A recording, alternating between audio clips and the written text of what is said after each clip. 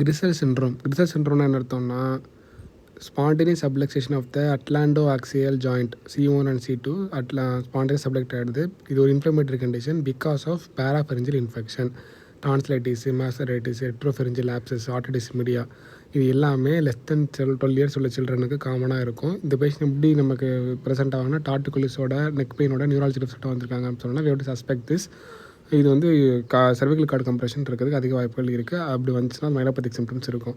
MR எடுத்து பார்த்தோம்னா பேராஃபெரன்ஜியல் டிஷ்யூவில் ஒரு மாஸ் இருக்கும். அப்புறமாட்டி ப்ரெசன்ஸ் ஆஃப் டிஸ்லொகேஷனும், ஆஸ்டோமைலைட்டிஸ், போன் எரஷன் இருக்கலாம். நீடில் பயாப்சி எடுத்து பார்த்துட்டு நம்ம வந்து எங்கே அந்த ப்ரீவெர்டிபிரல் மாஸ்லேருந்து ஒரு நீடில் பயாப்சி எடுத்து பார்த்துட்டு வி ஹவ் டு ஒரு பயோஜெனிக் ஃபோக்கஸை வந்து நம்ம கண்டுபிடிக்கணும். மைக்ரோபாலஜிக்கல் ஸ்பெசிமன் அனுப்பிச்சி விடணும். அப்புறமாட்டி இன்ட்ராவினஸ் ஆன்டிபயோட்டிக்ஸ் கொடுக்கணும். Manual reduction with cervical traction is only for gross dislocations. Normal டிஸ்லொகேஷன்ஸ்க்கு தேவையில்லை. சோமி விரேசும் போடலாம். SOMI sterno occipito mandibular immobilizer, அதுவே போதும்.